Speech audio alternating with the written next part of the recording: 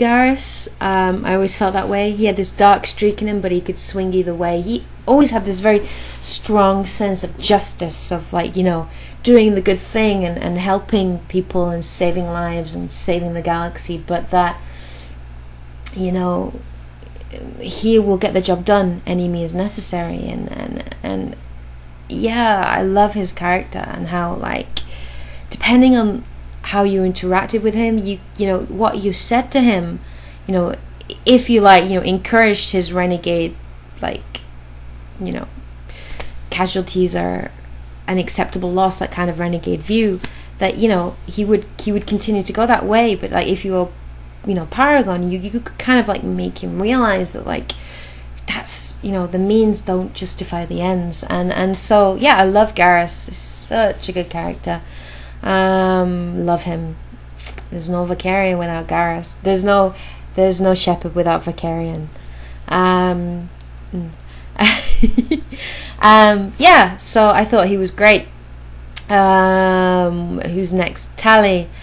I love her character. I love the whole, you know, tech. She's such a young, in Mass Effect 1, she's so young and naive, and you know, she's on her pilgrimage, and she's just for the first time going out into the galaxy, and she gets herself into this, like, really you know, dangerous situation, and she's like, what have I done? How am I in this situation? You know, dealing with the Shadow Broker and Saren, and she just gets herself in over her head, because she's just naive. She's young and she's naive, and, you know, obviously she's been on the flotilla all her life, so she doesn't realize the dangers maybe out there. And so I love her, though. I think she's I you know, I just love that geeky tech character, but she has like a streak of innocence in her, and I think that's a great combination. You know, being so clever, she's very clever and very intelligent, but she's also naive, and so she's clever, but she doesn't have street smarts, and I like that. I love that dynamic. And I do think in Mass Effect 1 that she wasn't such a prominent character. She was just kind of forming, and in Mass Effect 2 is where she kind of really blossomed, but I'll talk about that later in Mass Effect 2. But yeah, I mean, I love her character. I think she's so great. You know, and the Quarians as well, as a race and a species, are so interesting. You know, and their suits and the you know, the mystery with Tali, you know, what's behind that mask, and you know, and their relationship with the Geth and everything with that. It's just so great. I love Tali, and the Quarians as a species are very interesting. Liara. I know some people didn't like Liara in Mass Effect 1. I know some people are not fans of Liara, but I really like Liara. I thought she was really, really sweet. She's, you know, pure Paragon, which is why I've always felt like she fits, because I romanced Liara, just because it was the only alternative to Kaidan, and I didn't really like Kaidan, and so I was like, okay, I'll go with Liara. And so yeah, I think she fits better personally with a Paragon Shepard compared to a Renegade. I don't know, I just couldn't see Liara loving a Renegade Shepard, you know, so much.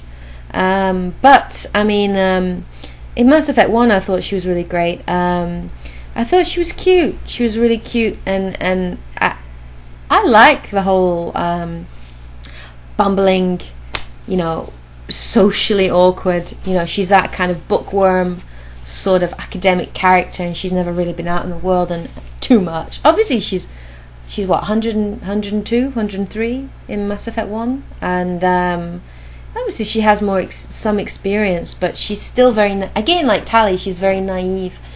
And but I found that very cute. I know some people find that annoying, but I find that very, very endearing and very cute, and that she's kind of bumbling along and making all these like mistakes and things, and you know, I really liked her, and obviously I thought her character was crucial, you know, to Mass Effect 1 in terms of like deciphering the cipher and the vision. And so, you know, she's a pretty integral key character in Mass Effect 1.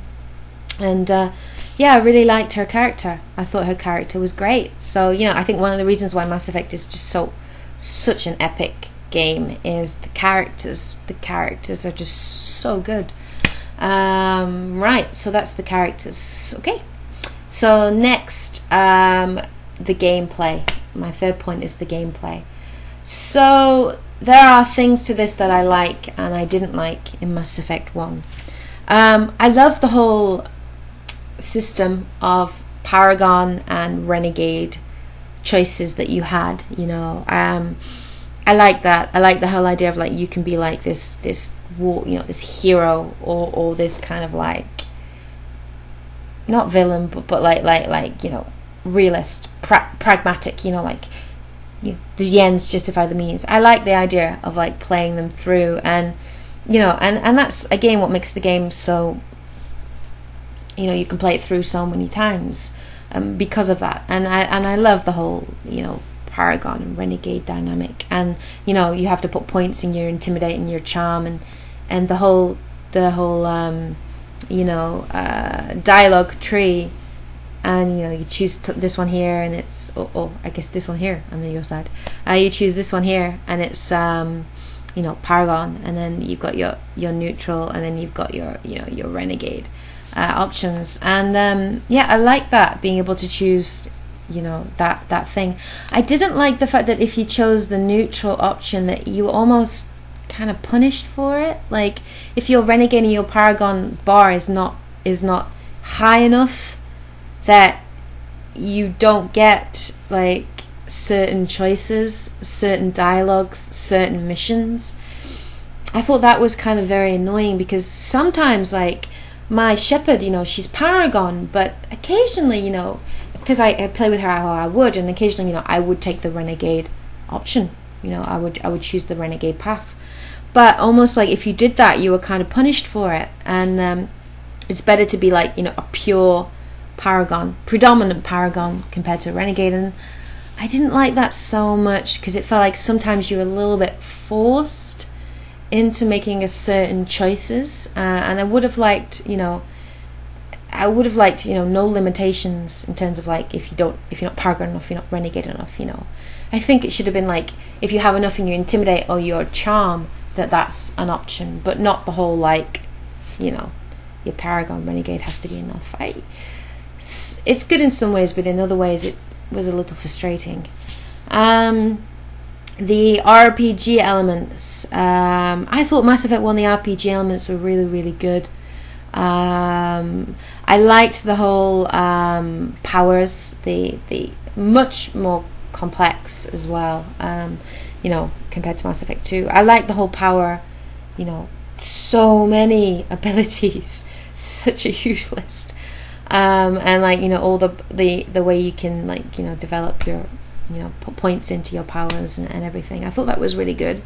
I loved the whole weapons and armor modding in configuration. I thought that was really good in Mass Effect 1. I also love that you could do it not only for Shepard, but you could do it for your squad mates that you had with you, that you could actually, you know, choose their armor and you know, upgrade their armor in a different way, and that you could, you know, you could give them a certain weapon and you could mod and upgrade that weapon in a certain way. And obviously, you know, for some of you that just like, you know, quick shooter game, maybe Mass Effect 1 is not so much for you, because you spend so much time modding and upgrading, you know, and a lot of it's strategy to a degree.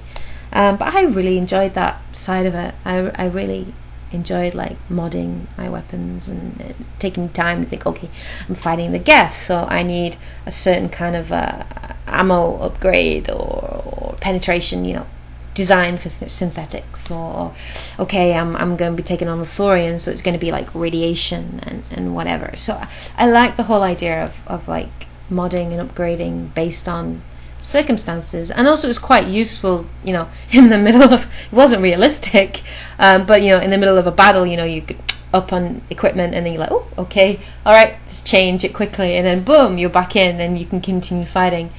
it was very convenient and very useful. It wasn't realistic in the main fight. Obviously, you know, you can't carry geez, what guys, Shepard, what have you got in the armor? Like, you carrying an entire armory, and like, it's not realistic to the game. But you know, it's just sci-fi, and so, you know, certain things you take with a pinch of salt. So, but you know, it was useful to be able to you know, change your equipment in the middle of a level. Not realistic, but useful. I guess it depends on what you want. You know, if you want, you know, if you want it to be more realistic, more, you know, like that, then maybe that side of it annoyed you. I don't know, but I didn't mind it too much. I like the hacking and the hacking the things, and you pick up all this armor, and I know for certain gamers, like you know, thief class kind of people that love that kind of thing, like, you know, ooh, look what I found, you know, that's kind of cool. My first playthrough, I very tunnel vision, boom, all the way through.